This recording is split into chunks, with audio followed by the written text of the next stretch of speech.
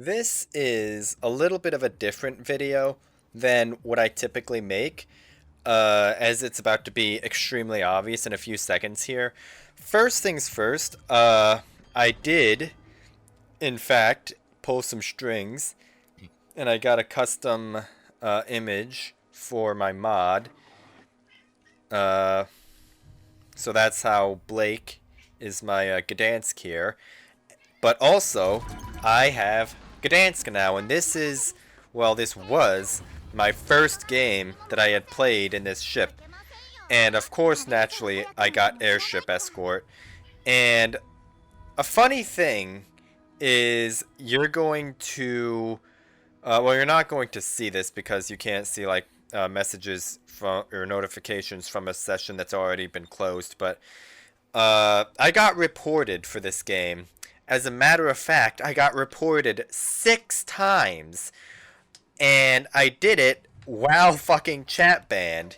So, people on the enemy team were none too pleased with my shit, we'll say.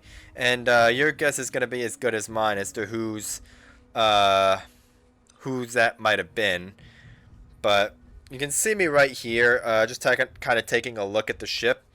Uh, and really just kind of charging in like a monkey. And my first impressions of this ship have been very good, as you're about to see. I do like this ship a lot. I think it's one of the stronger tier 10 destroyers currently. You have 7 139mm guns, 4 turrets, 3 twin turrets, 1 single turret, and 3 of them are 360 degrees. As you can see, what turrets 1, 2, and 3 right there rotate 360 degrees.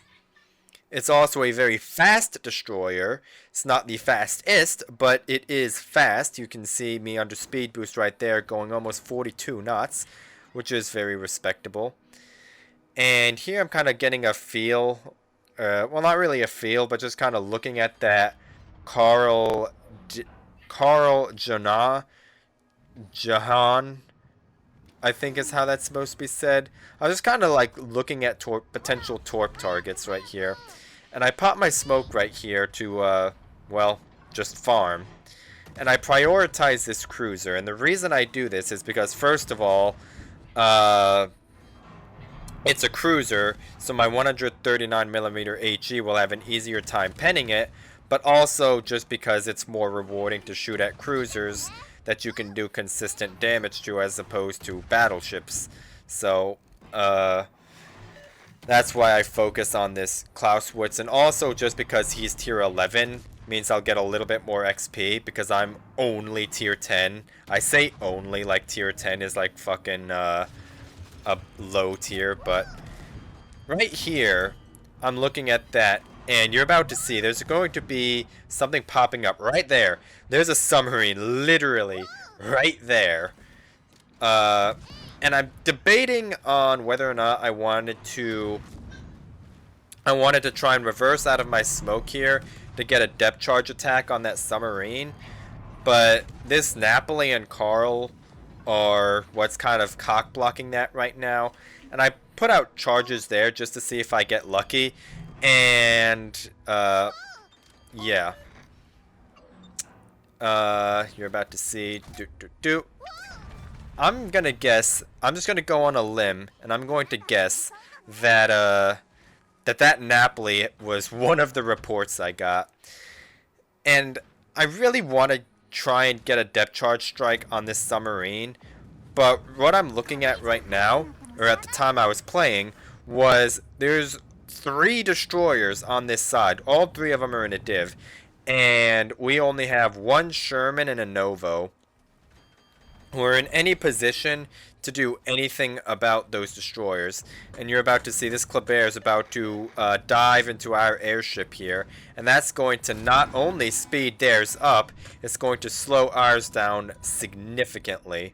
So, right now, my priority is going to be get rid of those destroyers. I did want to get a torpedo strike on that Slava, but these destroyers are the more important target because they are the ones who are slowing our airship down right now. So, right now I just need to get Dark from the, from that Sherman. And I need to avoid these torps. And that was actually a misplay by me, by the way.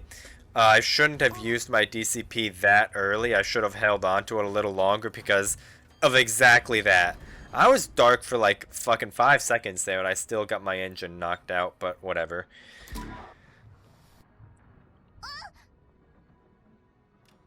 And there's a Shima up here. You can tell based on those torpedoes. They're not showing up on the map because this is a replay, but you've seen in live games that I do have a mod. I'm honestly not sure exactly which mod it is that has torpedoes show up on the map like that, but it's something. This Kleber is, I think, going to trade with the Sherman, or no, I think he's not. I think it's the, I'm going to have to kill that Kleber. He's going to dive that island.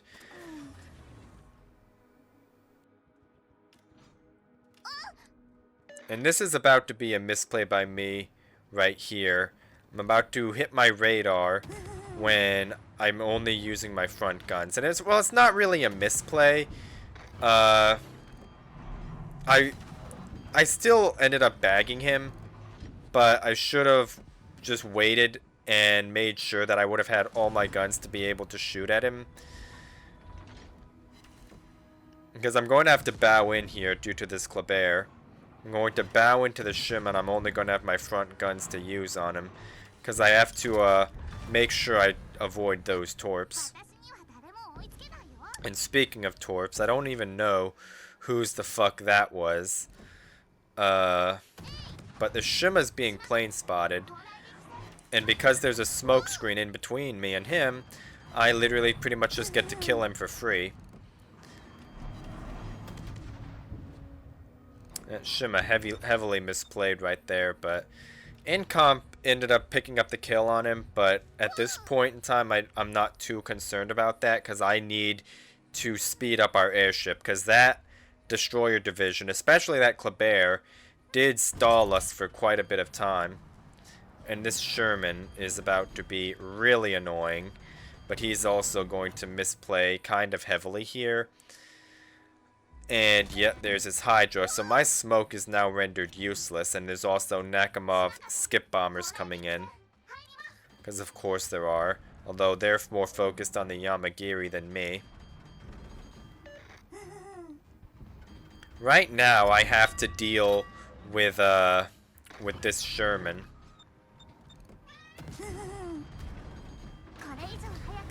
And you're about to see real quickly right here exactly what kills this guy.